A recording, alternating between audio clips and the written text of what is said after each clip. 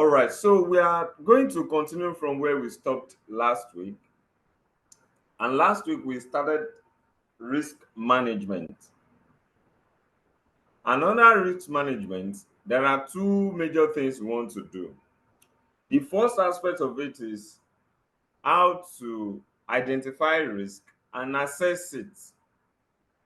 Then the other aspect is how to control risk that has been identified. So there are two chapters, chapter 9 and chapter 10. Chapter 9 is on risk identification and assessment. So last week we started with the nature of risk and the types of risk that we basically have, right? And we stopped here, but we were not able to see the various ways by which risk can be identified, right? So we're basically scratching the surface last week, but that is fine. So today we'll continue with it. We talked about risk-based approach. So any approach that has to look at risk before a decision is being made is known as risk-based approach. So today we continue with identification, assessment, and measurement of risk. Identification, assessment, and measurement of risk. So how can risk be identified? How can risk be identified? You see, basically, there is no there is no particular way of identifying risk, right? So organization can choose the type of method they wish to apply in identifying risk. One of the method could be that in an organization, we can decide that each department, each group, each function, risk must be identified. And in that case, it means that we are looking at, you know, we are looking at identification of risk on in various aspects of the business activity, right? So that is basically one aspect of it. So it means that maybe in marketing department, risk will be identified there. In production department, we identify the risk. In maybe resource control, human resources, we identify risk there. So that is one way of risk identification. The other way is that, you know, management might be asked to set up, a process in order to identify risk. That is, management might be in the position to identify risk. Okay, that is another angle. The other angle is that, for many large companies, they might set up different risk committees to identify risk. Okay, so these are more like the various ways by which risk can be identified.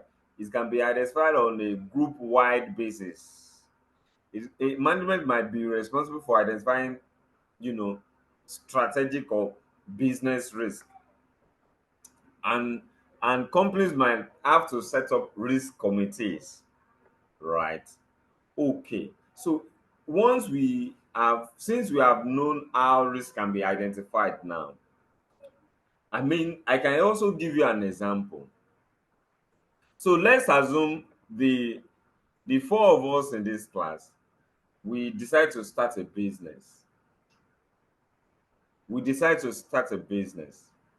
And we're having the pre-incorporation and pre-incorporation meeting, and we are doing different planning activities.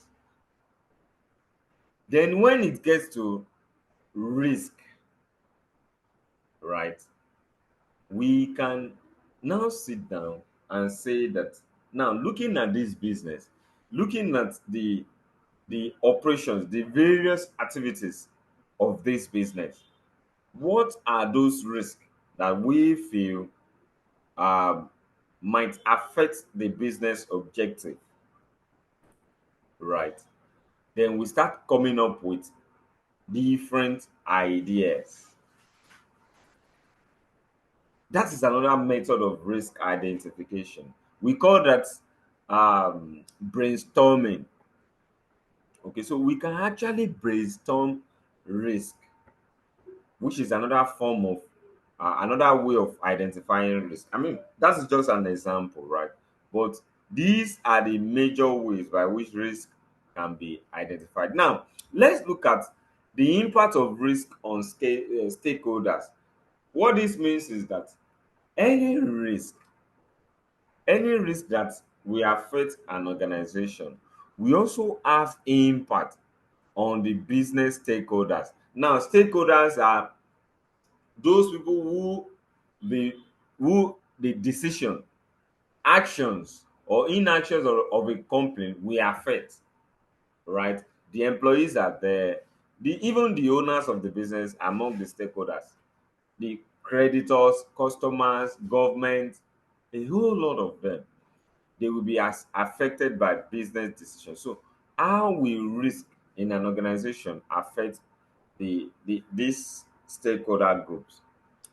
Employees, if a risk could materialize, right, it could affect the employees because they could lose their job.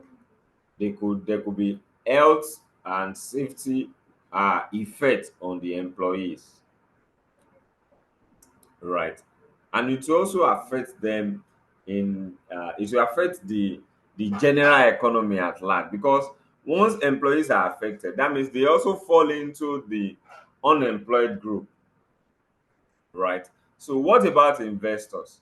Investors are the owners of the business. They are the ones who have put their money in the business. So once a risk materializes, it means they will lose their money. They will also lose, one of the reasons why they invest is to earn income in form of dividends. So when a risk materializes, or when risk materializes, they will lose their investment as well as the opportunity to earn income on a regular basis. What about creditors?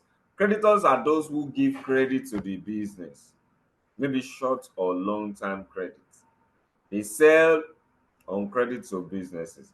So if risk materializes, possibly liquidity risk, if it materializes, that means the business will not be able to settle the creditors as at when due. And yes, they will also lose. Credit is a form of finance to businesses. So they will also lose that finance source. I mean, that source of finance, they will lose it. Okay, what about the impact of risk on communities and the general public? you know the general public, most of the time, they are the receiving end, apart from the fact that they, yes, the communities are the host community where the business is located. So when a risk materializes, they will suffer in form of, say, pollution, which could affect their health. Okay, and it could impact on the quality of the life they live. Just imagine the impact of those who live in the Ogoni community. I mean, the pollution to their environment, right? You know, is also a risk, and it's that is the impact of that risk on their community. They were unable to use the waters, and they were basically fishermen in that community. But since the crude oil has spilled in the river, so it killed their fishes and all that. So it posed a risk to them. That is their livelihood. That is the source of their livelihood. So that is also an impact to them. Now, what about government? Government live basically on taxes. Where do they get these taxes? From companies. So when risk materializes and companies are unable to trade, they are unable to conduct their regular businesses.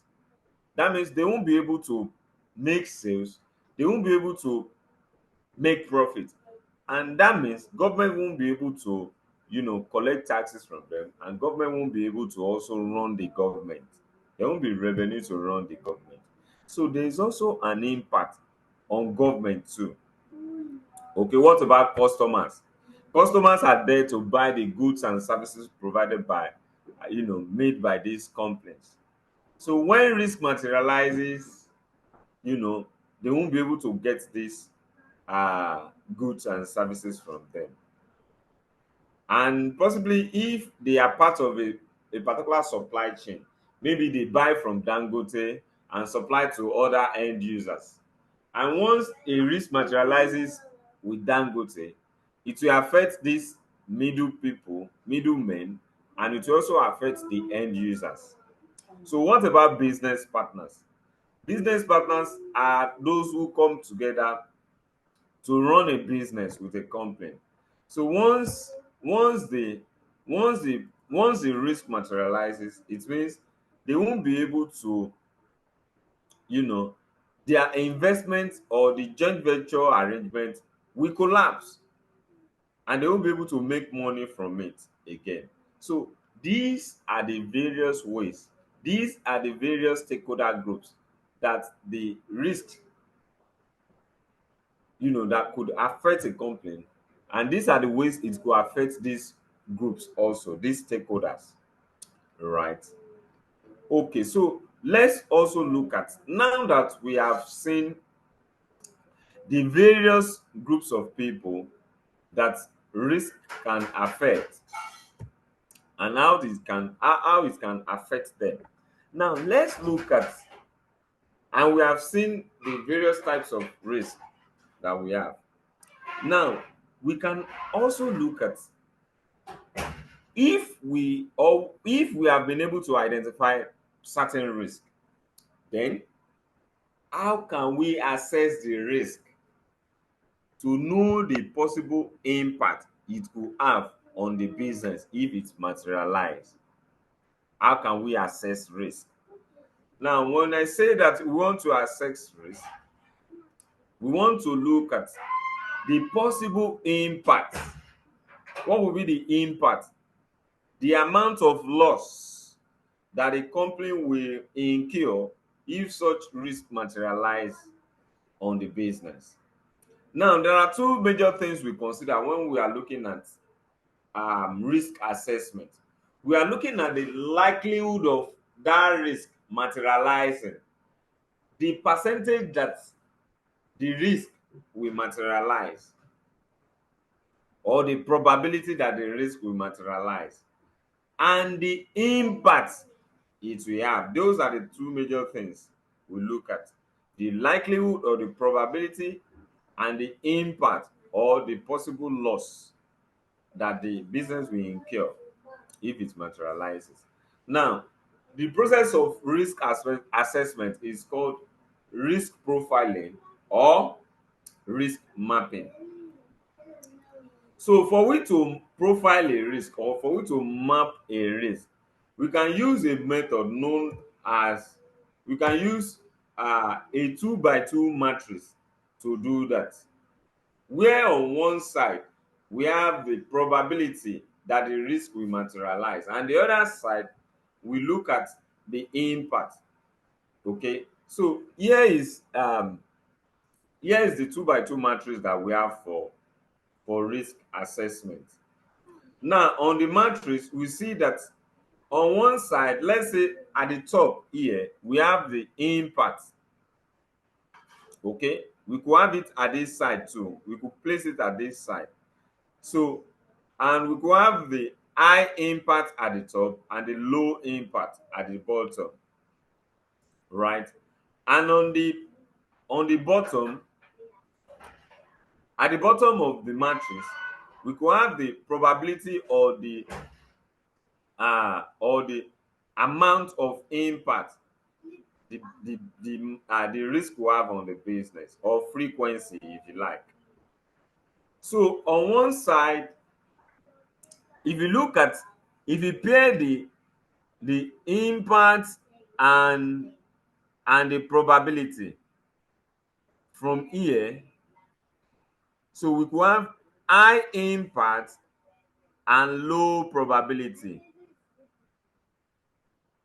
Let me see if I can draw on that.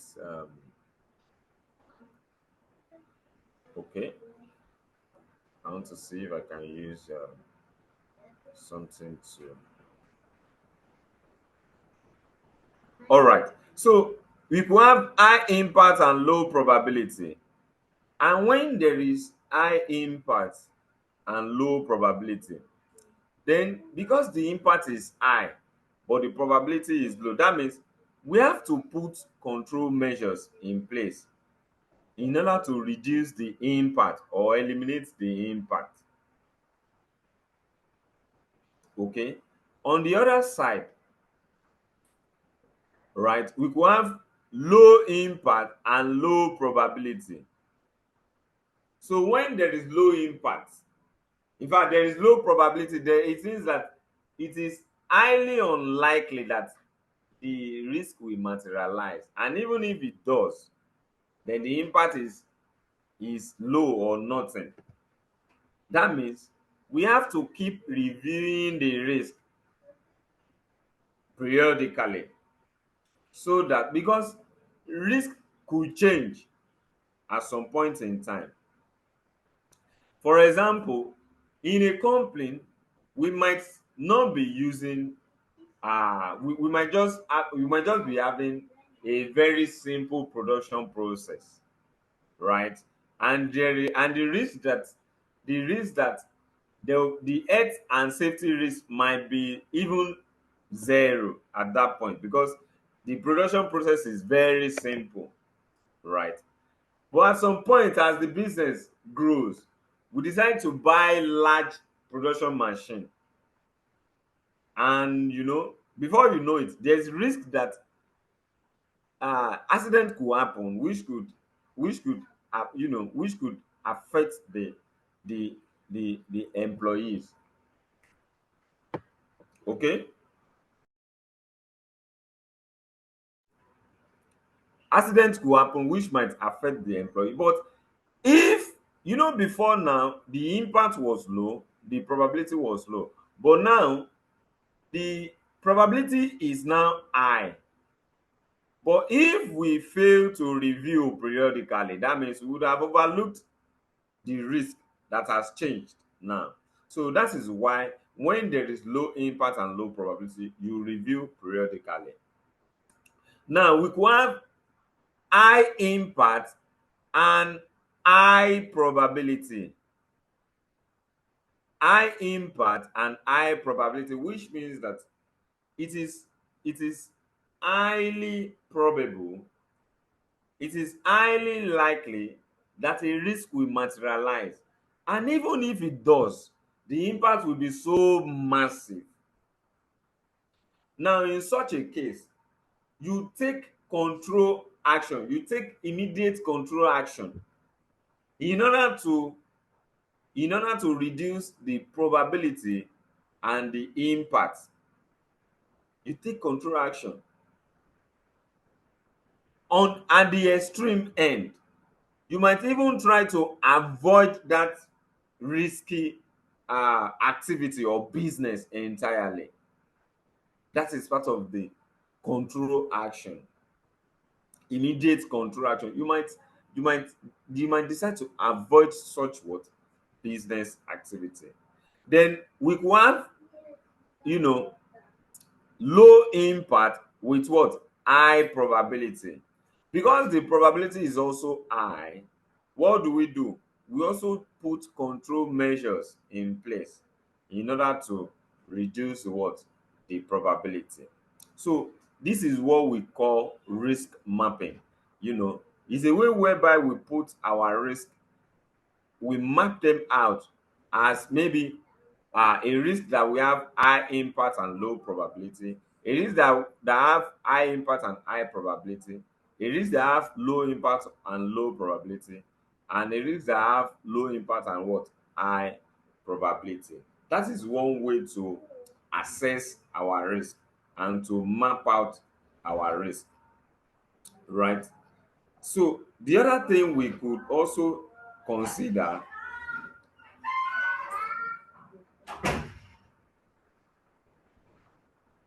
the other thing we could also consider is how can risk be measured?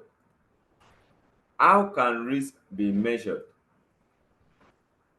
So fine, if you have assessed the risk, right? If you have assessed the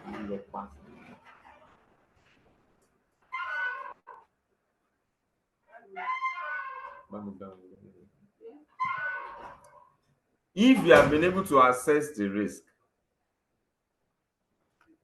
then we could also measure the impact of the risk. So let's look at risk measurement, or how do we measure risk? How can risk be measured?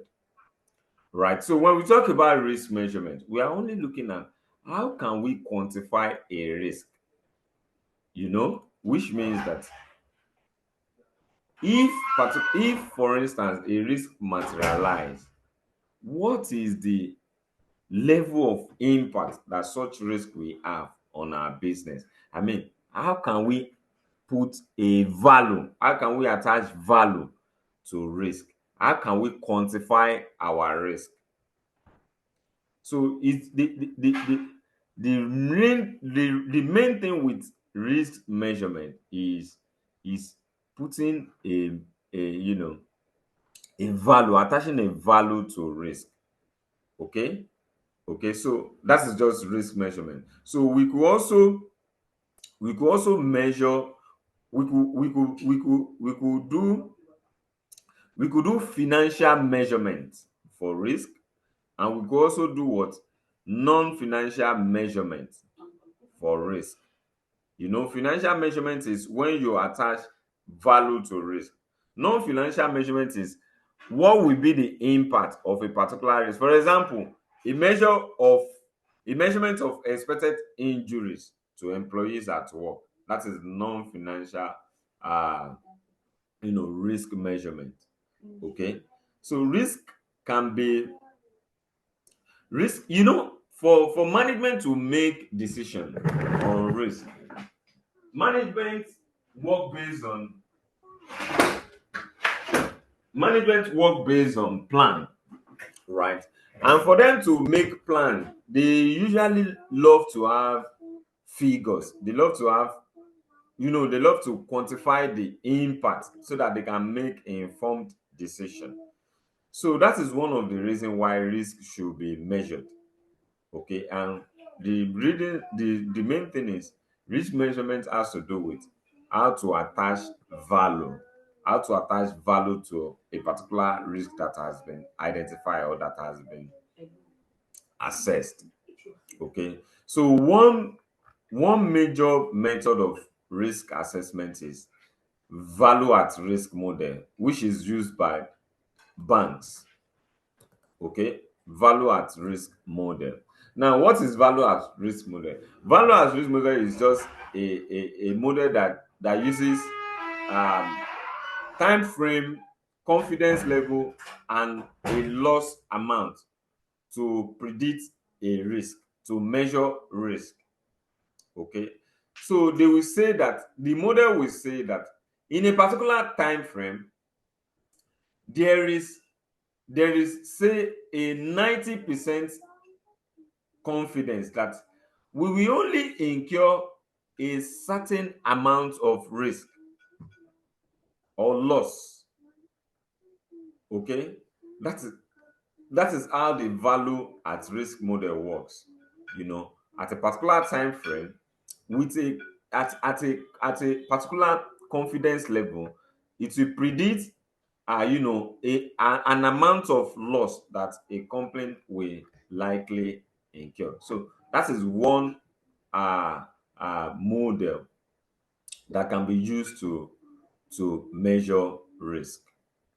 Okay, then we need to look at now, when we have if we have been able to identify our risk, we have identified our risk, we have assessed it, you know, and we have measured the risk. We know the impact it will have on the business. Then we can also prioritize our risk. That is, we can say that certain risk, certain group of risk, or certain list of risk, they are high risk. We can prioritize them like that. Say they are high risk. That means if they are high risk, we need to monitor them all the time. We need to put, you know, control measures in place to manage those risks. Then we could have another set of risks, which could be, we could be low risk. Okay, then we need to monitor them as well. We need to review them, you know, periodically. So what method can we use to prioritize our risk? We use a method known as risk dashboard. So on a risk dashboard, we have we have three we have two major parts of the risk dashboard. So we have the red amber, and the red amber is where we put our high risk, you know, just like the traffic light. When there is red means danger. That means they are high risk. Okay, and the other side is the low risk. That is the green color, which represent low risk. So we could put them there. There is low impact, there is low probability. The risk with low impact and low probability can be put under the green uh, part. So what about the red amber and the green amber? These are those other risks that can change over time, that we need to monitor. Those risks that we need to monitor because of their nature, that they could change at any point in time. So we could either put them on the red amber or the green amber. So this is one way of prioritizing uh, uh, the risk that we have identified in an organization. Okay, so let's look at another model that we call as low as reasonably practicable. As low as reasonably practicable. Now, this is a term used to, the whole idea is that when you have identified your risk, you have measured it, you have prioritized it, you have assessed it, and you have taken, maybe you have even made control action, you have taken control action on the risk, but there is still that. Hello, sir. Yes, hello. Yes, sir. Sorry, sir, for cutting you short, sir. Can Okay. we can we dwell a little bit more on the risk amber, the risk mapping, so to speak? Okay. The aspect I'm trying to say is, how do we determine if a risk? How do we place so risk on the amber, the one on the green, the one on the red? For example, if Okay. you have a fire station that has doesn't have a fire extinguisher, can we have a practical illustration to that? That's what I mean. Oh, okay. That is fantastic. Now, if you look at If you look at the risk mapping I mentioned here, so let's use the risk mapping for example. Now, the set of risk that we have a very high impact, and the probability of occurrence of such risk is high. Now, we could place this risk on the red, right? When we are doing the when we are prioritizing the risk, it will be placed on the red. I mean, that could be labeled as the high risk, right? Now, the low risk will be those who have low impact and low probability, right? This one could be labeled as what? As the low risk. And those one on the what do you call it? Red amber and the green amber could either be those ones who have what? High impact and low probability, low impact and what? And high probability. That is possibly I mean, that is a very good example of how to prioritize our risk. I hope that is clear. All right, sir. Yes, that is a very good way to prioritize the risk. Just use um the risk mapping approach. Okay. So, like I was saying, now that you have identified the risk, you have assessed it, you have um you have measured the risk, and you have even taken decision on the risk. But there is still this sense that, I mean, the idea is that risk cannot be eliminated totally, you know, just like the example I made, from the beginning of this class, that you want to write ICANN exam and you have identified certain risk and you have taken, control measures. You have planned to read, you have planned to study, you have made arrangements for financial support and all that. But there are still certain risks that someone could fall sick, right? Now, that little risk that you have, what should you do with the risk? That is when we could look at risk and acceptability. So, what level of risk should we consider to be acceptable? Is it the low risk or the high risk? Of course, we accept the low risk, but to what extent should we accept the low risk? That is why we use this model called what? As low as reasonably practicable. We call it the ALAP model. As low as reasonably practicable. So it means that the risk that we will eventually accept should be as low as what? Possible. Now, so if we place the risk on one side and the level of acceptability on the other side, and we try to map it together, now you will see that for high risk, there will be what? There will be low acceptability. There will be very low acceptability for high risk. And for low risk, there will be what? There will be a high what? Acceptability level for low risk. And that is the idea of um the ALAP model, the as low as reasonably practicable. It was designed in the pharmaceutical, you know, from UK health and safety legislation. It was designed by them so that any risk that will be deemed acceptable must be as low as what? Practicable.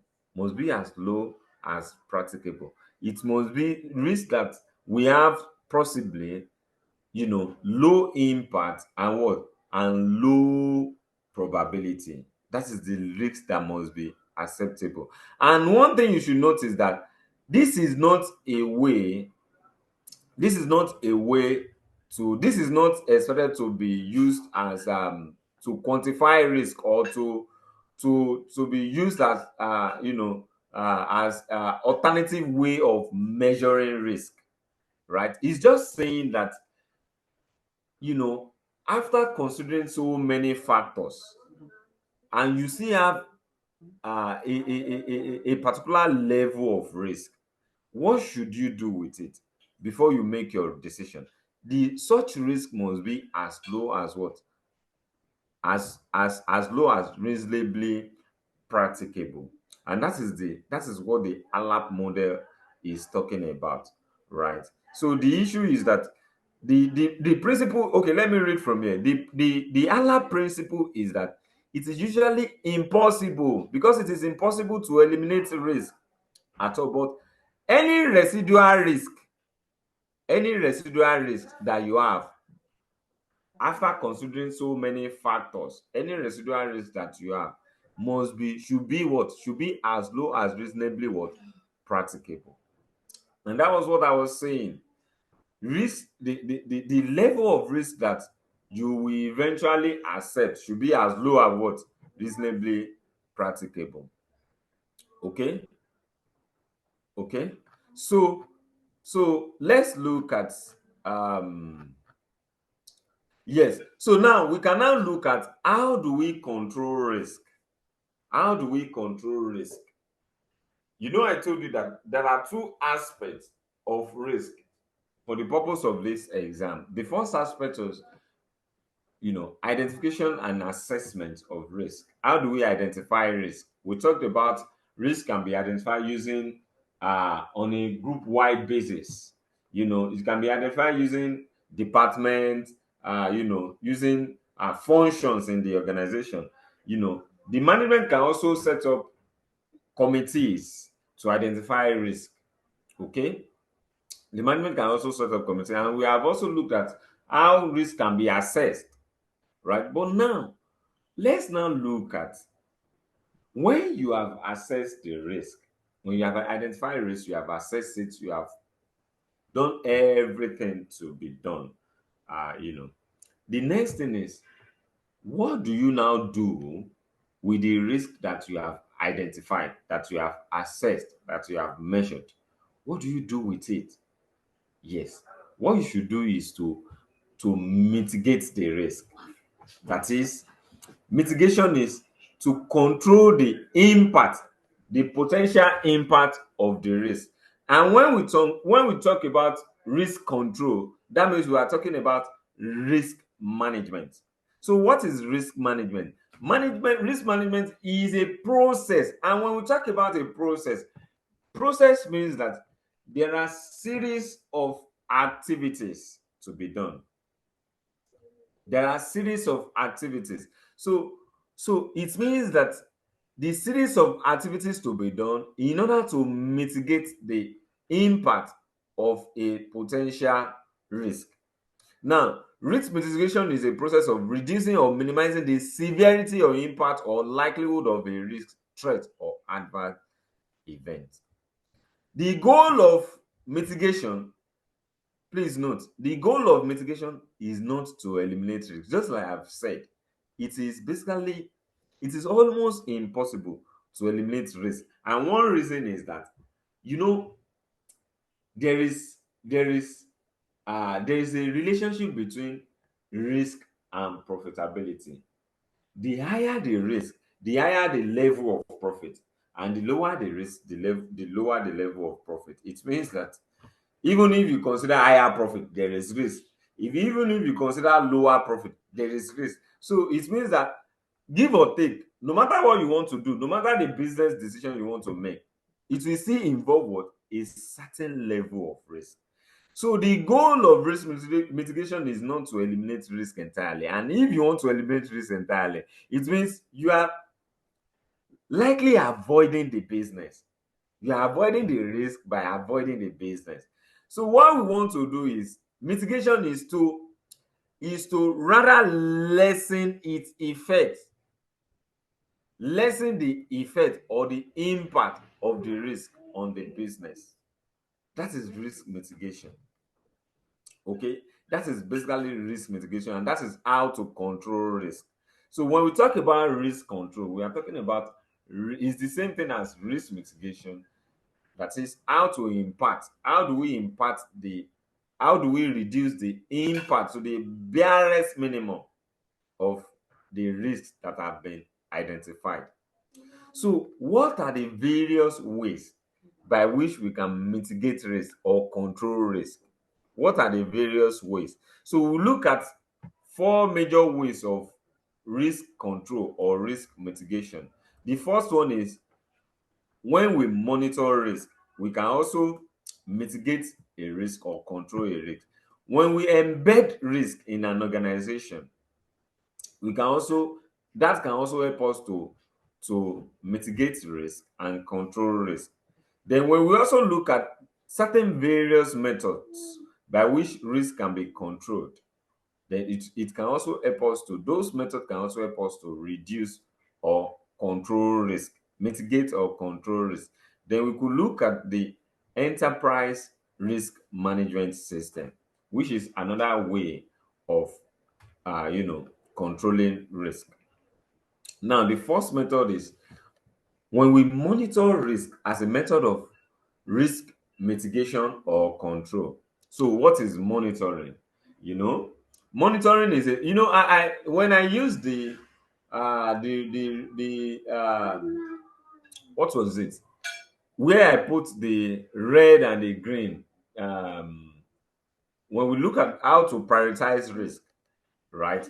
And I said that we could have the red amber and the green amber, and that is where we place those other risks that we feel that they could change over time, and we need to monitor them. We know that for the red for those risks that have been placed for the high risk placed on the red color or at the on the red level, those ones need to be taken very seriously. They need to take immediate action. Possibly, at the extreme end, they need to be avoided.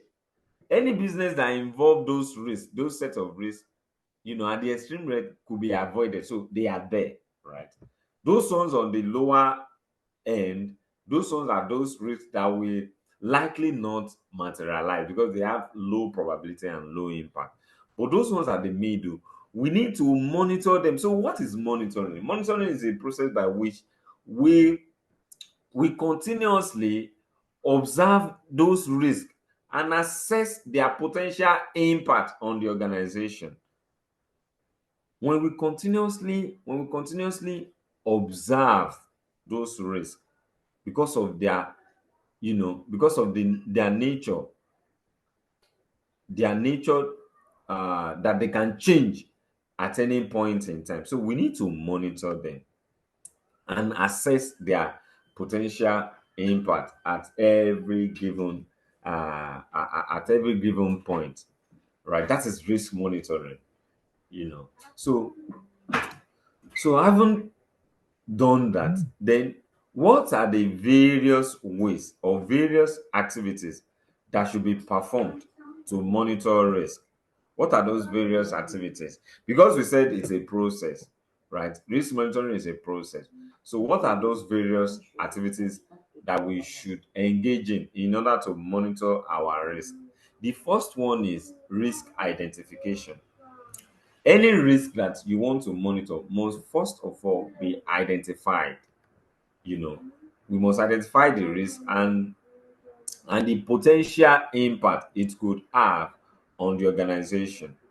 Maybe while starting the business, you will look at it that what are those possible risks that could affect this business? That is a form of risk identification. Then when a risk has been identified, then you need to track the risk. We call it risk tracking. And that is where we continuously observe the risk. Let's say we are handling a project and we have identified certain risks. So throughout the project life cycle, those risks should be what? Should be monitored. They will be monitored over time. We look at them so that, for example, there is risk that we are having a construction project and there is risk that employees could fall down There's safety risk of employee, that employee could fall down from a very at the top of the building, you know. So the risk is there. So we need to continuously track that risk. We need to track it by looking at how the impact, I mean the status of the risk throughout the project, right? Possibly at a point in time we are no longer doing anything that we put the the employees at risk. I mean that they are not climbing anything again, right? So we need to track them. Okay, then after the tracking we need to continuously analyze risk in order to understand their potential impact and the consequences their occurrence could have on the business. We need to continuously analyze it, right? Then another process is the risk response and evaluation. So those risks that you have identified, those risks that you have been tracking, those risks that you have been analyzing, then you need to put a process to respond to those risks. Okay, so should in case this risk materialize, so what and what should be done? That is risk response and evaluation. Those measures that will be put in place to possibly reduce the impact or reduce the occurrence of a particular risk. Then risk reporting. Risk reporting is because there is in code of corporate governance, there is that code that mandate the board of directors to communicate or to report risk to the stakeholders or to the what, to the owners of the business. So they must know about the business, and that is reporting. And reporting cut across every aspect of the business, right from the management team. They report back to, say, the committees, risk committees. The risk committees report back to they also report back to the board of directors. The board of directors report back to the shareholders. That is risk reporting. And the last part of the risk monitoring process is risk review process, right? And that is where the on a periodic basis, risks are being reviewed. They are being considered. For those risks that will change over time, they are being reviewed so that we can even consider some.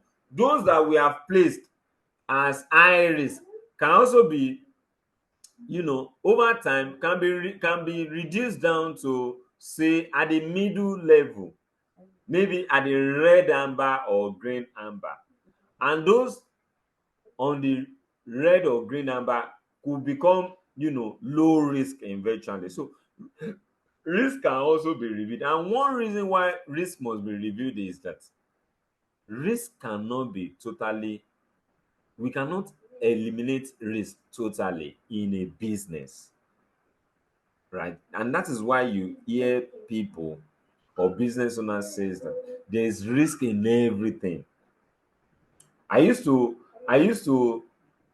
watch a program before now, the 1000 ways to die, right? So in that program, even the program made us to understand that even when you are taking water, when you are drinking water, water could kill someone. I mean, taking ordinary water, if you take too much of water, it could kill, right? That tells you that there's risk in everything, and risk cannot be totally eliminated. And that is one reason why risk have to be reviewed, and lesson learned have to be made known to various users of risk information. So overall, risk monitoring helps organization proactively manage risk by providing timely information, enable what, informed decision making, in order to minimize the potential of negative impact on projects or operations. So that is the process of risk monitoring. And Another question someone can now ask is that, fine, now that we have identified what risk monitoring is, I mean, risk monitoring is when we continuously observe our risk, we monitor it, we look at the risk over time in order to study how they have been changing over time, in order to know what to be done to those risks that have been identified. I mean, in order to even make plans for those risks in should in case they materialize. So what are those, or who are those that can be charged with the responsibility of risk monitoring? I mean, what group of people, what set of people can we use or can we employ to monitor our risk? There are four of them, or there are four approaches that we will consider. The first one is making the use of risk managers to identify and monitor risk. We could also use the help of risk committees to identify and monitor our risk. We could use the help of internal and external auditors to identify and monitor risk. We could use the risk audit approach to monitor risk. So, who are risk managers? Or how can the help of risk managers be used to monitor risk?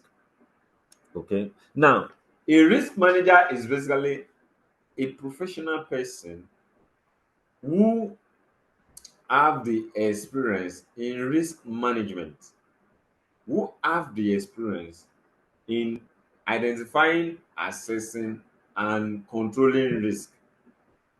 Okay, that is a risk manager. We could liken a risk manager to be someone who have gone to school to study risk. You know, that is a risk manager. Now, I want you to note something, that a risk manager, I mean, that is the major thing here, that a risk manager is not is not a line manager, right? A risk manager is not a line manager. Please, I want us to underline that. And who is a line manager? A line manager is basically a person in charge of a particular business operation. He or she makes decision in that part of business function. A production manager can make decision to, to hire a set of people to work in that department. Can also make decision to purchase a particular machine, for that production department. However, for a risk manager rather, a risk manager are not saddled with the responsibility to take risk management decision. Let's take, for example, a risk manager in charge of health and safety risk. His function will only be limited to identifying those risks that will affect the health and safety of employees in that organization, and will never be allowed to on say make decision on a particular action to be taken. you know for instance, if there is need for to take insurance to manage the impact of health and safety risk, a risk manager cannot make that decision. Okay, he or she will only be restricted to identifying those risks, monitor them, even suggest ways by which those risks can be processed over time, can be monitored, can be controlled over time, but will never be allowed to make decision on risk. So what then are the responsibilities? What then are the roles of risk managers? If their job is only limited to identifying, assessing, monitoring, and reporting on risk. So what are then the roles of risk managers? Number one, they help in risk identification. Just like I said the other time, because they are professionals, they are like accountants. Okay, so they help in gathering accounting data. But here, because they are risk managers, they help in identifying various risks that could affect or impact negatively on the objectives of the organization. So they help in risk identification. They also help in establishing tools to help with risk identification. There are various tools. So they help in establishing those tools that can be used to identify risk. They also help to establish risk modeling methods that can be used to assess and measure risk.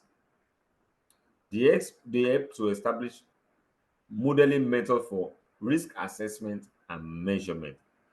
They help to collect risk incident reports. For example, health and safety incident report.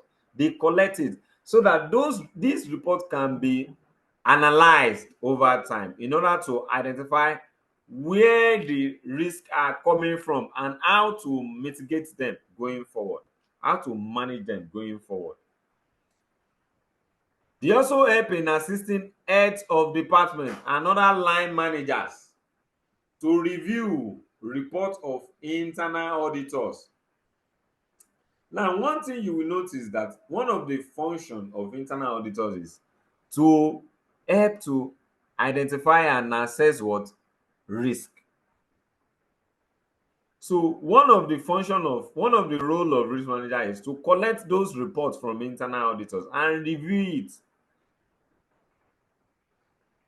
And they also help to prepare regular risk management reports for senior managers or for risk committees. And they monitor best practice in risk management and encourage the adoption of that best practice. So if there is a new practice,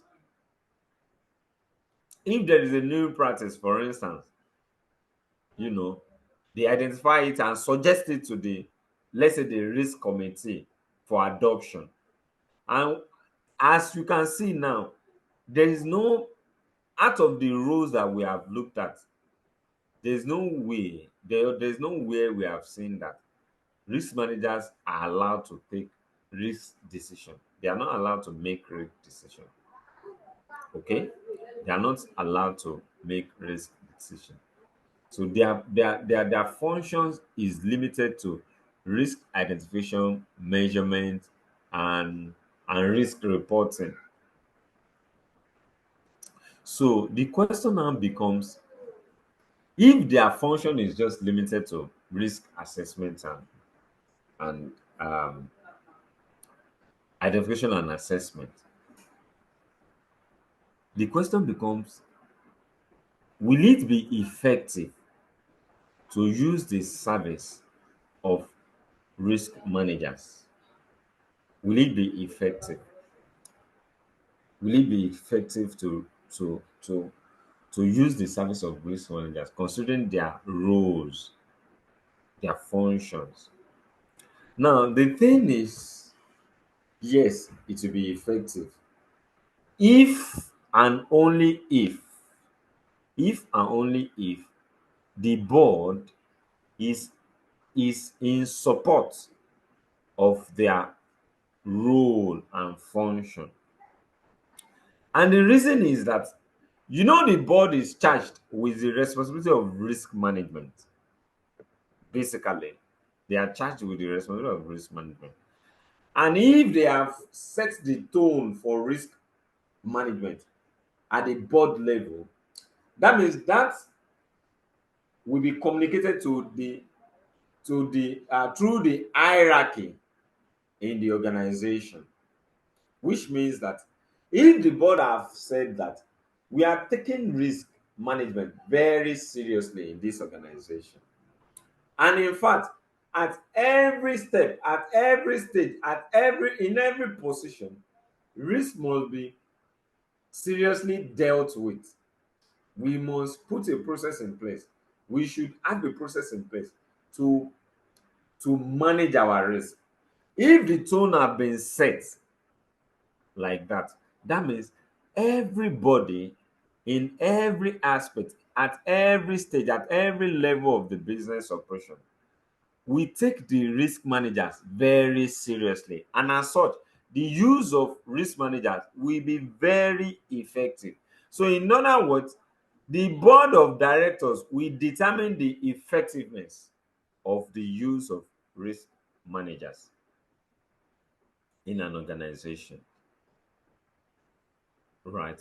Then we can also look at the use of risk committee in monitoring and controlling risk. So what is risk committee?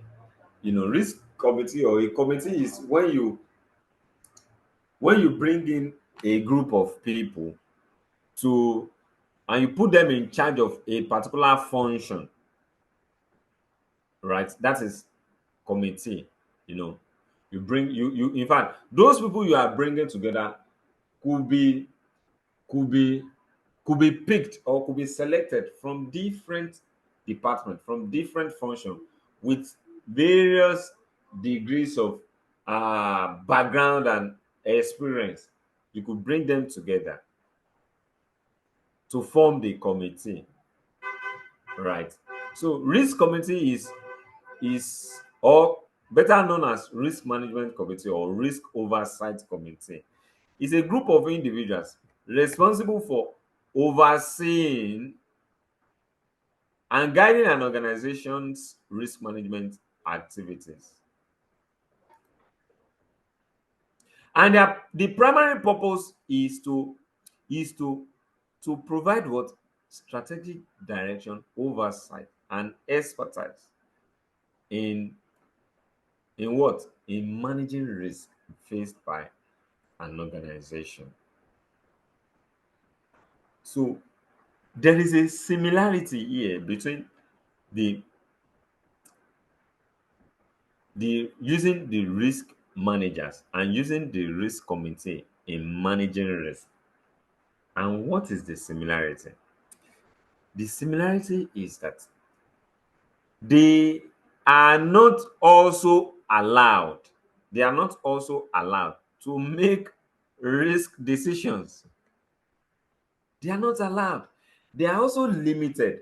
They are also limited to risk identification, risk assessment, and say risk monitoring. And they are not allowed to make decisions. So what they will do is that they they do their job by identifying risk, measure it, measure the impact, assess the impact of the risk, and all that. They even prioritize risk, do all those necessary things. Once they do that, then they report to the who? To the board of directors. They report to the board of directors. So they report to the board of directors. And the risk committee could include the senior executives, even the board member, risk managers, internal auditors. We could also have subject experts, as part of the risk committee.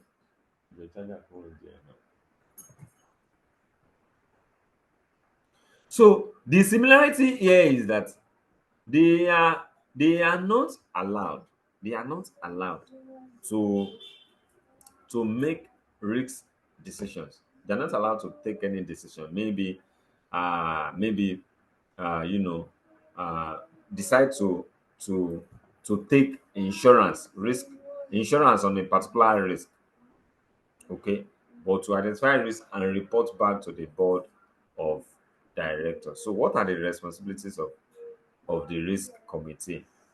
Risk governance. you know they establish and communicate the organization risk appetite, risk management policies, and frameworks.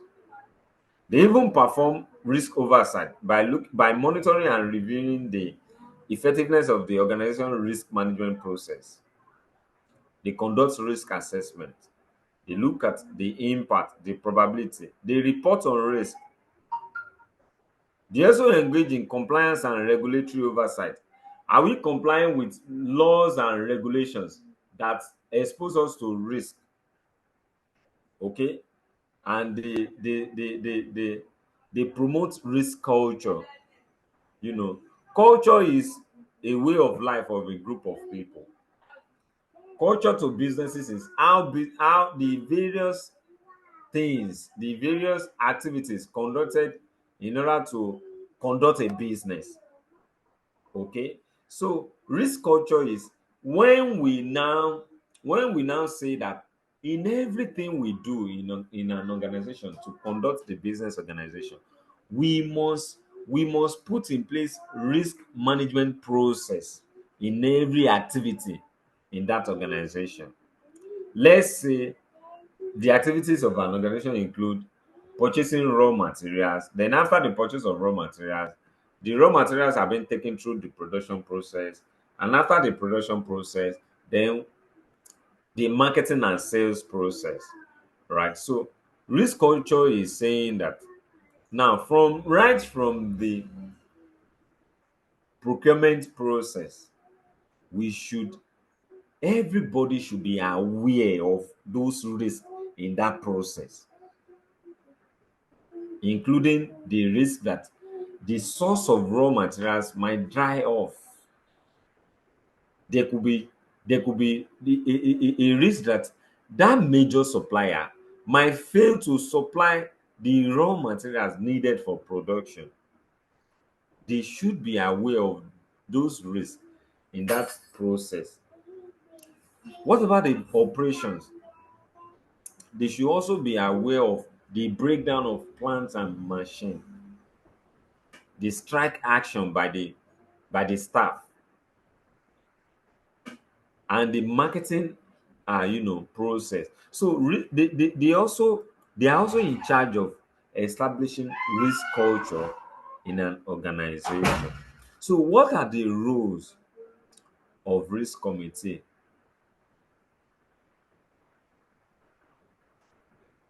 So their role is also the same with the roles of uh, uh, the risk managers, right?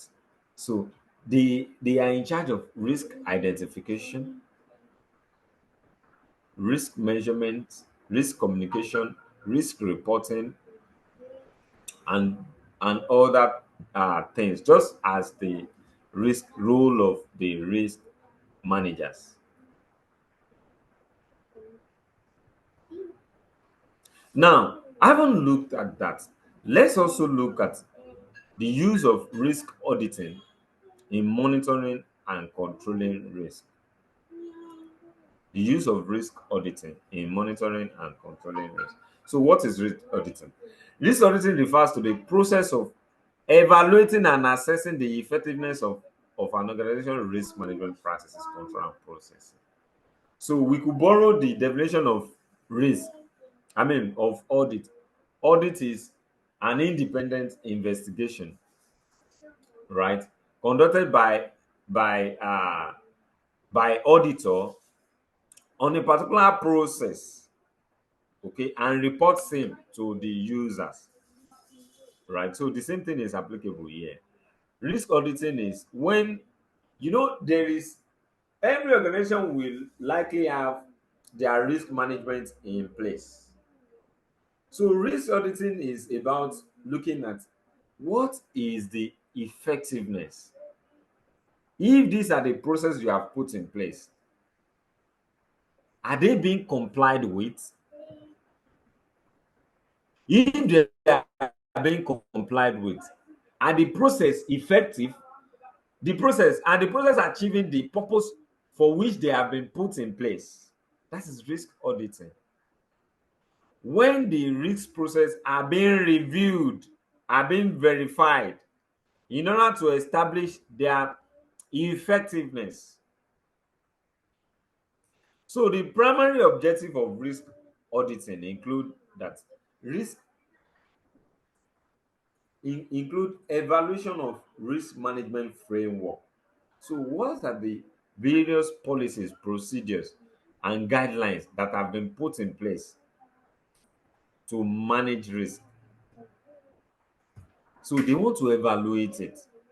They want to look at how those process, the effectiveness of those process, those frameworks that have been put in place, those policies, procedures, and guidelines. They also look at, they also help in assessing risk identification and assessment method. So even if you have put in place a particular risk identification and risk assessment method,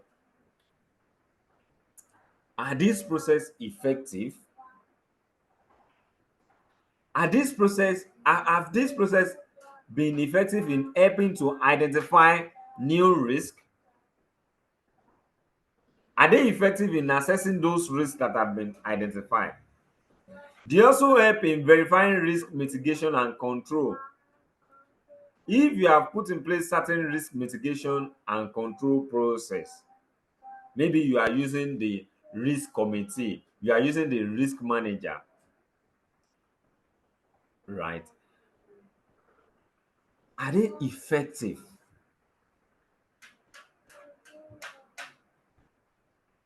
So this could include the evaluation of the how those process have been how they have been implemented over time. Okay, so they verify, they look at it, they ask questions, they observe it to look at how the effectiveness of that process. They also monitor risk monitoring and reporting. So how are you monitoring and reporting your risk? So they help to monitor it, they review, they assess it, and they help with compliance and regulatory adherence. They help with compliance and regulatory adherence. So they help to look at are those laws, those rules and regulations that pose a risk to organization, to a particular organization, are they being adhered to? Are they being followed? Okay. So risk auditing is typically conducted by internal and external auditors or specialized risk auditors. Like I said, one of the functions of internal auditors is to do to conduct risk auditing and put risk controls in place. Okay. And for external auditors, one of the functions of external auditors is to identify business risk. So they help to identify business because the business risk can also impact on the performance, on the financial performance of the business. For instance, the external auditors will identify, they could help to identify foreign exchange risk because a business that is exposed to foreign exchange, and now that the foreign the exchange rate is volatile, it could impact on the performance of the business.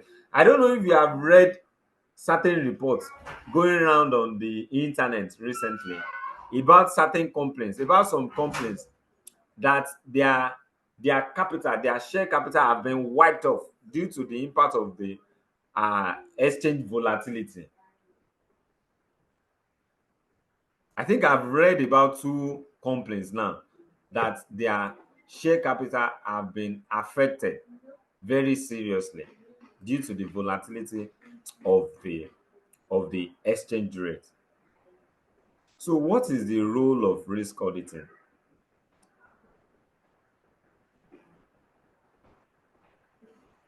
So they are to ensure that there are processes and procedures for identifying risk. and there are internal controls in place, and that risk management systems are effective. The risk management system that we have put in place, the management process is effective, and that the level of risk faced by the entity is consistent with the policy they have put in place. And that and they want to ensure that failures in the control of risk are identified and investigated. And they want to ensure that weaknesses in risk management processes are identified and corrected. Okay, so that is the role of risk auditing in risk monitoring and control. So there are basically three process or three steps or three stages in by which risk audit can be performed. The first process is risk identification, and uh, um, this is where they identify certain risks that the organization are exposed to. And after that, the second process is assessment, and this is the step whereby those risks identified are being assessed by looking at their probability and the impact to establish the expected loss of that risk. And the final part is review. So the auditor look at controls and measures put in place. Controls and measures put in place are, if they are effective enough. And lastly, they report to the board of directors or management. Okay. So who can best perform risk audit? Who can best perform risk audit? We could use the help of the internal auditors. We could use the help of the internal auditor.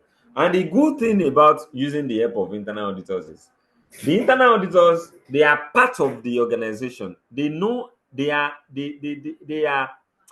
familiar with every aspect of the organization. And it will be very easy for them to identify risk that the organization are being exposed to. It will be very easy for them to identify those risks that the organization are being exposed to. But here is the limitation to using internal auditors. Because they are very familiar with the organization, with those put in charge of risk management, risk identification, and all that. So there is this possibility of familiarity threats. And because they are familiar with everything, they will likely allow certain risks. They will likely ignore certain risks because they are familiar with the process. Take for example, because they are familiar with a particular plant and machinery, they know the plant and machinery.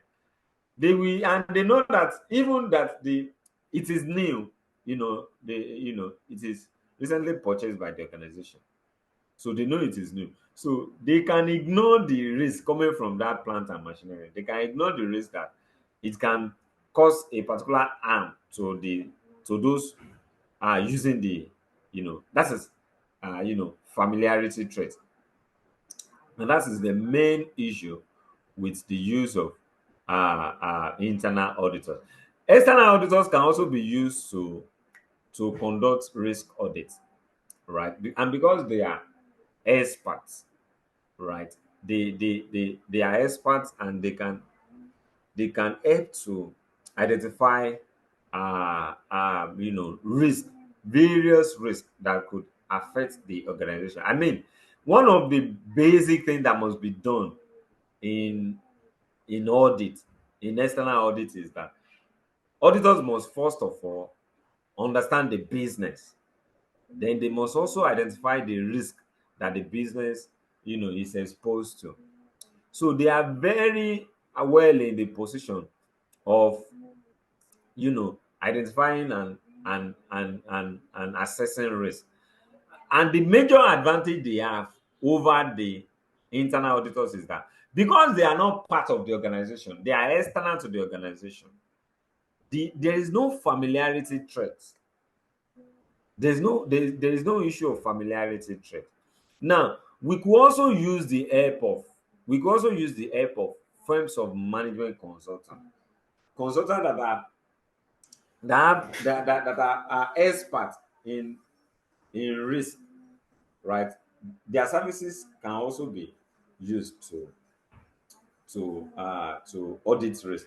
But the major issue with using these people is that, consultants, they usually they always develop models, and they like to use the same model for different companies. They believe in models, they believe in modeling, and they believe that if a model designed by them has worked, it should be able to work for every organization that they I mean they engage with, right? They believe in that ready-made what solution to risk management problem, which may not work very well because risk are relevant. They are related to organizations.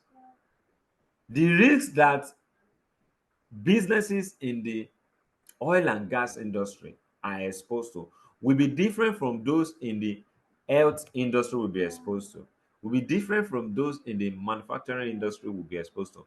But the issue with the firm of management consultant is that the risk model they have designed for those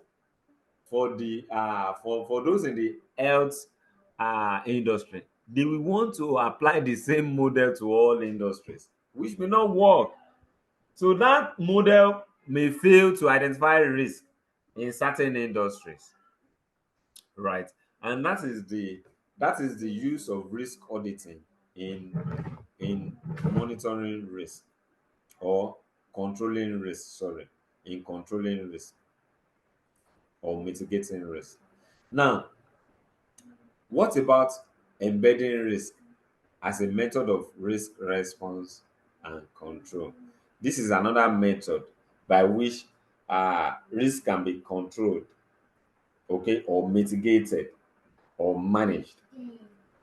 So embedding is just like, I explained the risk culture the other time, that in an organization we could look at the process of the organization and say that, the process could involve purchase of raw materials, then production, then marketing and sales. Those are the production stages in the organization. Now, risk culture could be that we could make those every employee in that organization to be aware of the risk. I mean, to always be conscious of risk, right? So embedding risk is a process whereby, when risk management is being encouraged, is being practiced in every activities of the organization, in every aspect of the organization, that is risk embedding. When we embed risk in the process of the organization, when we incorporate risk management and principles in every process, when we are looking at the purchase function or purchase activities, we must include risk management. We must identify risk, assess it, and control and report the risk.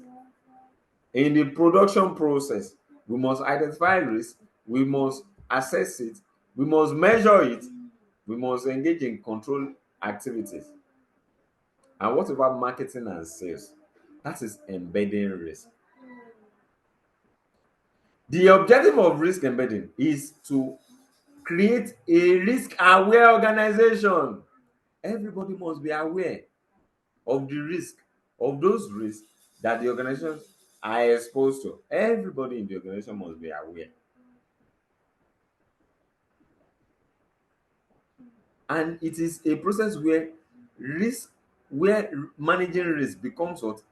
Ingrained in the mindset and behaviors of individuals throughout the organization. That is embedding risk. We make everybody to be conscious of risk management.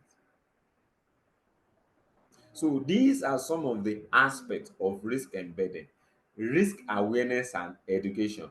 Everybody must be made to be aware, and they must be educated in terms of risk. and risk management. There must be trainings, seminars, and all that, so that everybody will be aware, everybody will be conscious, and there must be leadership and tone at the top. The board must set the tone. They must communicate to every aspect of the organization, everybody in the organization, what their intention about risk. They must say that everybody, they must communicate to that every employee in this organization must be aware of risk management. There must be risk governance and accountability. So people must be put in charge of certain risk. People in charge of certain department must be put in charge to manage those risks in that department, so that when there are issues, they will be called to report on their posts. And there must be risk integration in processes. Yes. So just like I've explained, risk must be integrated. Risk management must be integrated in processes. Communication and reporting must be also encouraged. So everybody must be able to communicate risk and report it to the appropriate authority. And there must be continuous improvement on the risk um, management process. Okay. So, what are the different ways of embedding risk? What are the different ways of embedding risk? So, so we can embed risk through the culture of an organization. Like I said, culture is a way of life of a group of people. So, what is the way in which those in the organization conduct the business process or activity? So, if you look at that activity, that process, that series of things they do, we could we could embed risk in those activities. That is one way of embedding risk. Another way of embedding risk is we put risk and risk management in systems and procedures. What are the systems in place and procedures in place? We could also embed risk in those systems and procedures. It means that risk management should be an integral part of management practice. Okay, that is embedding risk in systems and procedure. Now, the role of risk professionals and the need for embedded risk management. So it is the responsibility of the board of directors or senior management to set the culture and ensure that it is communicated throughout the organization. Okay, okay, because that is their role. They are in charge of risk management.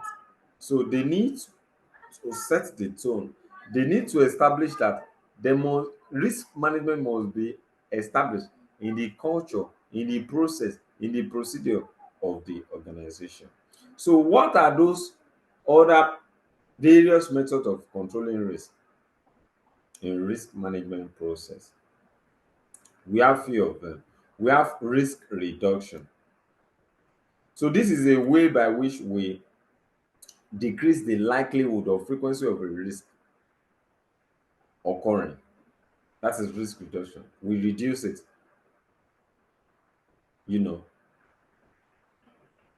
So if we feel that there is a safety risk, then we could reduce that safety risk by training those staff in charge of that particular process to be aware of those risks. We could train them.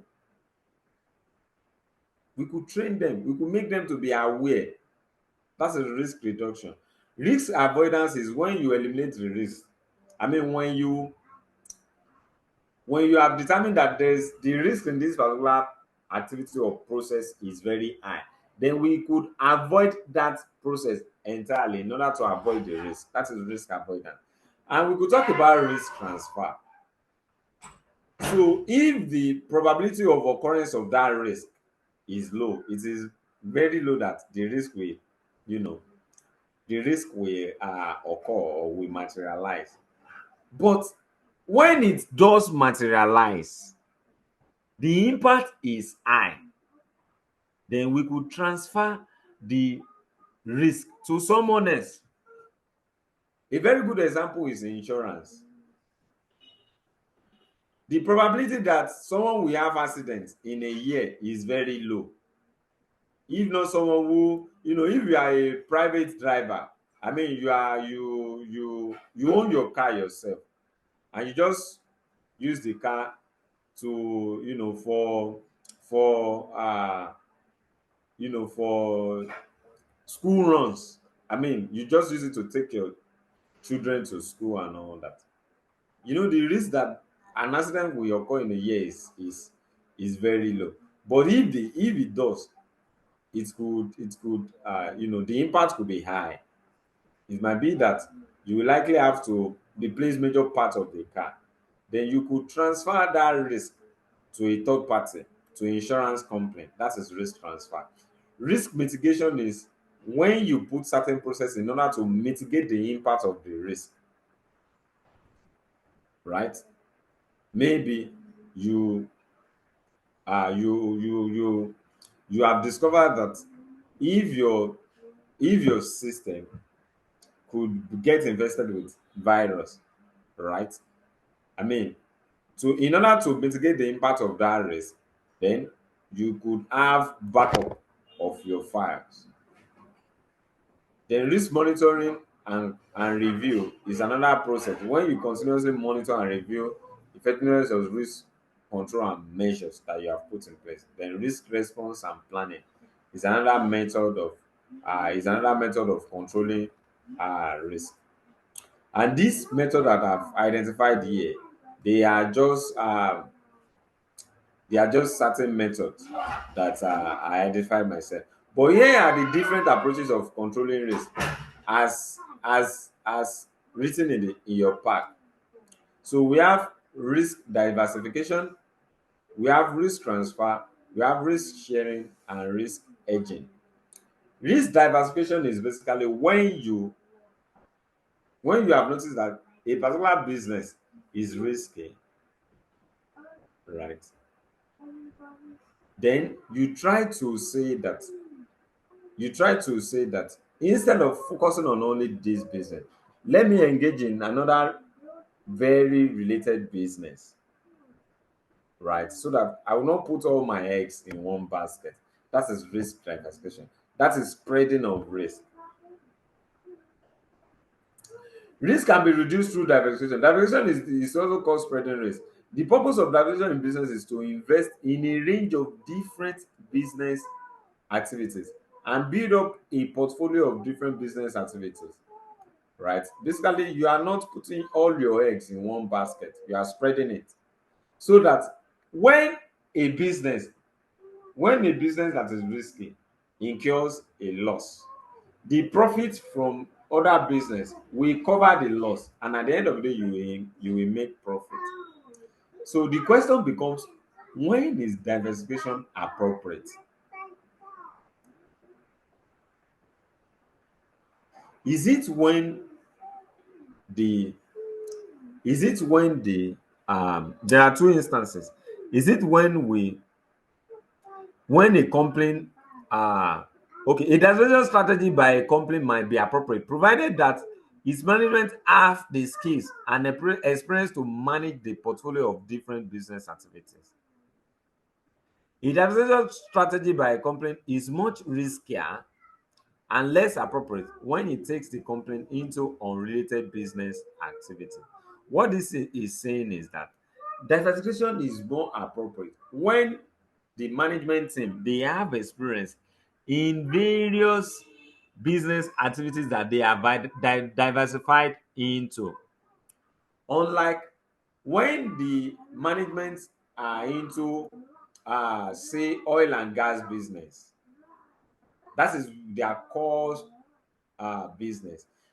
When they are into oil and gas business, they could be functioning in they could diversify into exploration. They could diversify into you know transportation of explored crude material.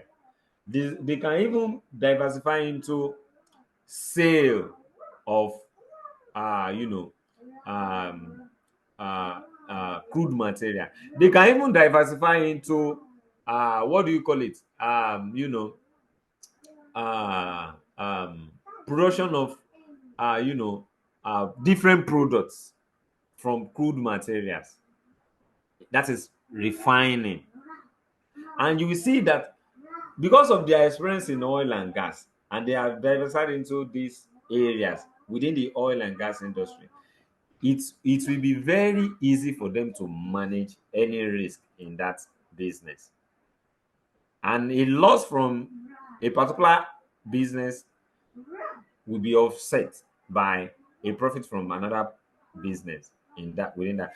Unlike when they are experiencing oil and gas industry, but they have now diversified entirely into, say, banking business. You see that it will be highly unlikely that they will have experience in managing those risks related to the banking business. So risk diversification is more effective when management have experience in the various risks or various businesses that they have diversified into. Risk transfer, like I've explained before, is the same when you transfer your risk to a third party. Risk sharing is when you share, when you bring in more people, you know, to do a particular business together in such a way that when there is a loss, okay, all of you will share the loss together. However, risk hedging, a very good example, while I was preparing for this class, the example that came to my mind is, when I was still when I was graduating from school, I mean, someone taught me how to place sports bets, right? So as a very risk aware person, so and I mean that is even common in sport betting. Sometimes you want to say that, let's say Manchester United is playing um, Liverpool, and you now place a bet that because Manchester United is at home, you now place a bet that Manchester United will win Liverpool at home. Maybe based on your experience, based on their statistics, right? That is that is your original bet. Now, if Liverpool should win Manchester United, that means you have lost, right? And you can also place another bet to counter that loss and say that yes, because Manchester United is not very sound this present season, and Liverpool is the league leader, right? And they are in a very sound form. They are in a very great form. Okay, so there is that high chance that they might defeat Manchester United at home.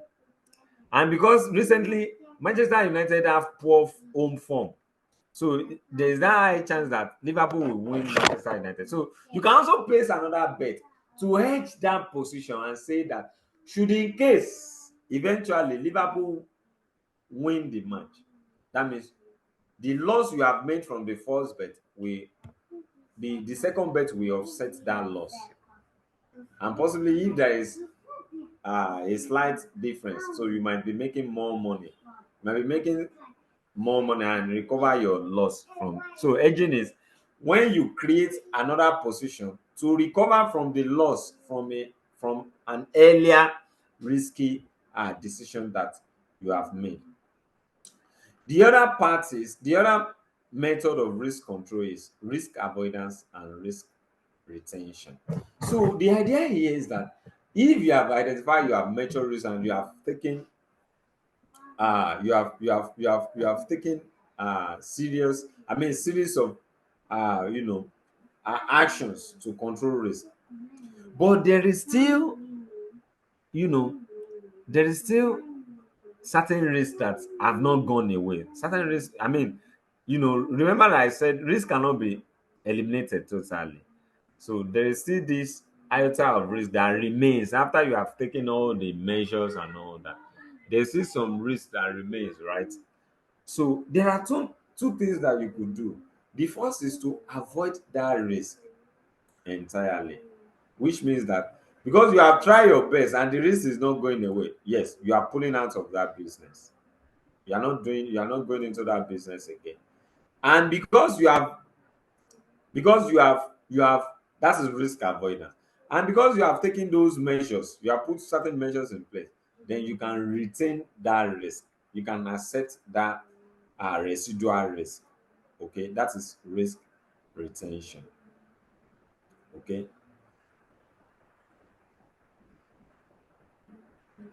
so what is the impact of risk appetite on risk retention?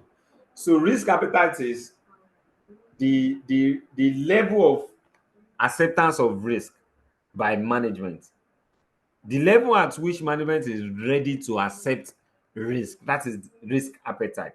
You know, when the board of directors is when the members of the board of directors, uh when they are risk takers, that means they will likely they will have high appetite for risk. They will always want to engage in risky business because they know that risk there is relationship between risk and profit.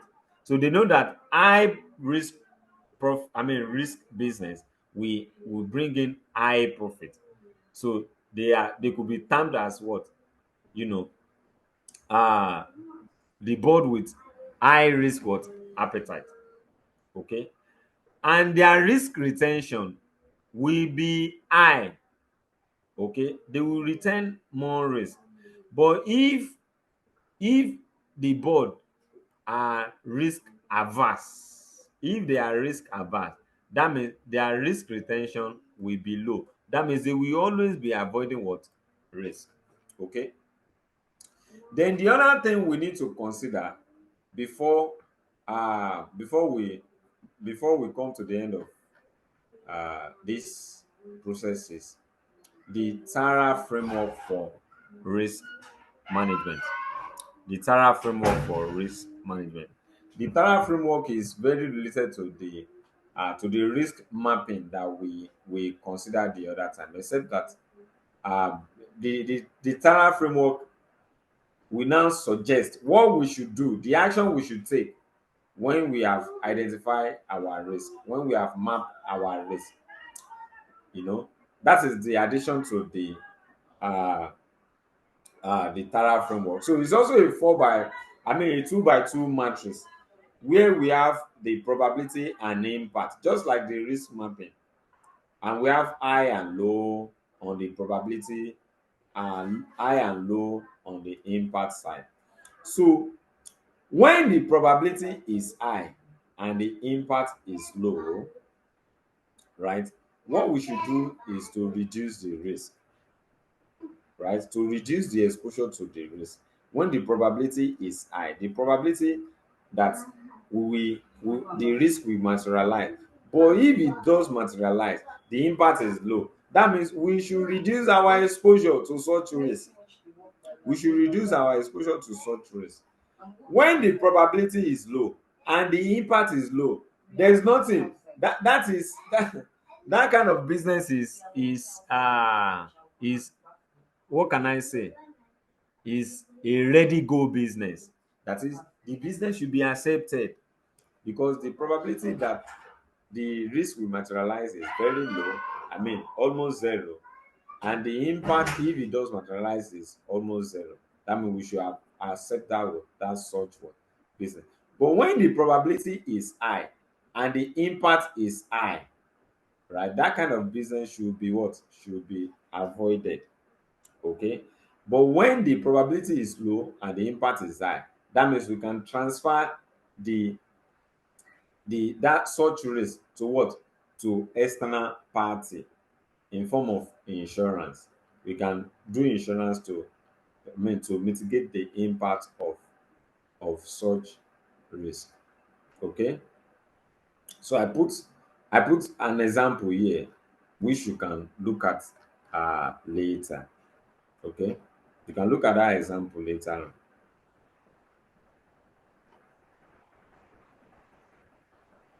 Yes, I've explained all this.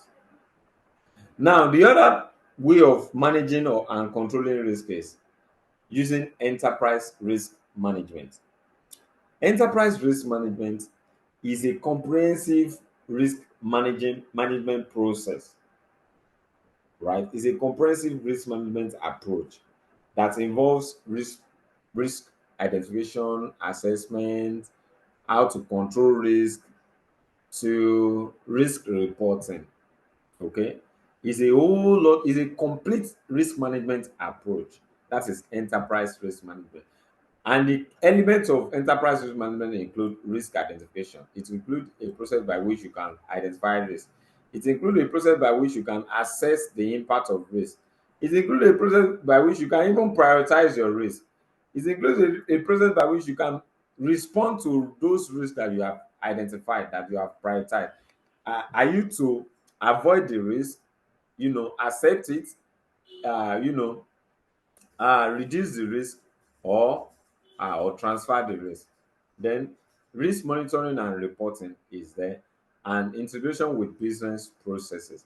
So is a complete process of risk management. That is enterprise risk management. Okay, that is enterprise risk management.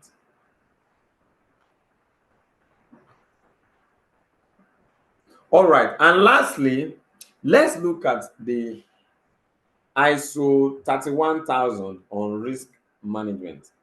So in 2009, the International Organization for Standardization issued a standard on the implementation of risk management system. Their own job is the International Organization for Standardization is an organization that usually prepare a standard for a particular policy or process. That is their job. So they issue ISO 31000 in 2009. That these are the various things that must be done in order to manage risk, and can be used by any organization. However, in 2010, the Institute of Risk Management, in collaboration with the Association of Insurance and Risk Managers and Public Risk Management Association, they issued a guideline on ISO 31000 that if you want to implement the standard of ISO 31000, these are the set of things that you must put in place. Then you must have what they call risk architecture, which should consist of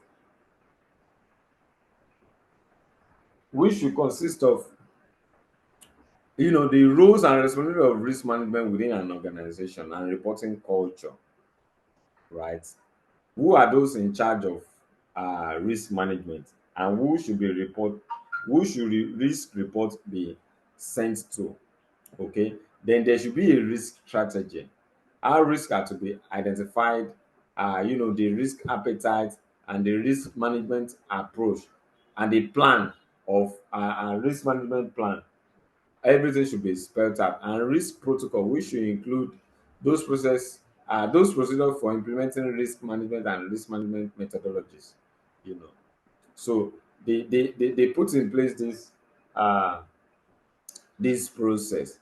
Okay, so any organization any organi this process can now you know be followed by any organization.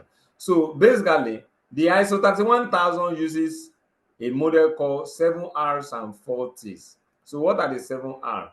Recognition and identification of risk, ranking and evaluation of risk, that's basically risk assessment, responding to significant risk, risk treatment is another approach there. Then the 4 T's include to tolerate risk, accept the exposure to risk, to treat the risk, take measures to control or eliminate the risk, to transfer risk to someone else, to terminate risk. That is risk avoidance. And reaction to reaction planning, you could reporting and monitoring risk performance and reviewing the risk management framework.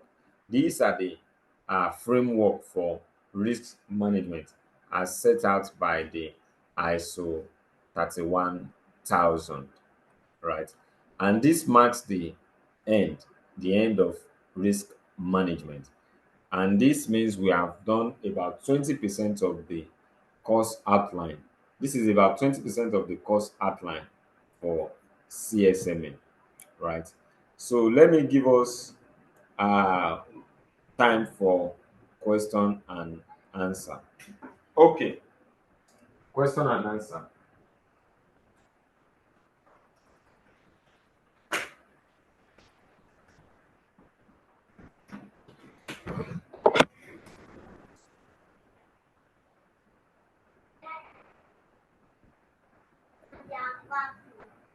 Hello, sir. Thank you Hello? for the lecture delivery. Uh, quite voluminous. Quite a lot to digest. Quite a Yes, lot to it. digest. Two questions. Number one, are there any situation or scenarios where risk cannot be measured in terms of numbers, expressed in terms of monetary? No, not monetary this time. In terms of numbers. That's the first question. Now, the second question is around the exam. Seeing that this thing looks voluminous, uh, what are the approach? What are uh, specific areas to focus on in this? Or I supposed to read everything and digest everything, good line and sinker. Thank you. Okay. All right. Any other questions so that I can look at everything together?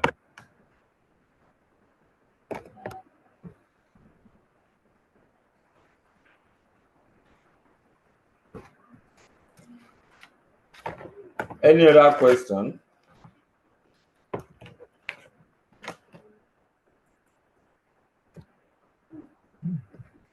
Any other question, please? Okay, so if there are no other questions, now we could look at.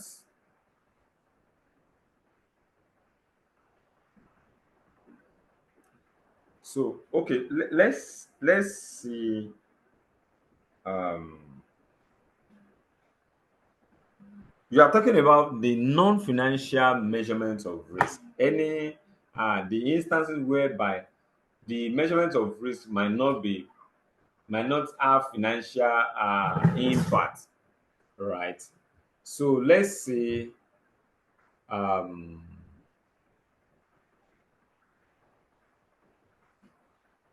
I want to look at a very good example for non-financial uh, um, measurement of impact. So let's say that, okay, let's say what is the, how can we measure, if you look at, I don't know if you have seen a a pack of cigarette before, and at the back they will say that uh they will say that smokers are liable to dying. That is one. And they also show that they also show that um there is impact of smoke on the heart or on the kidney, or on the kidney of an individual who smokes.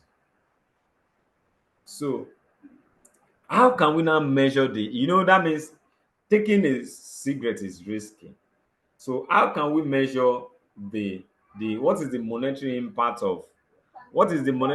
of smoke on the kidney, right? That means uh, risk in that instance might not be quantifiable.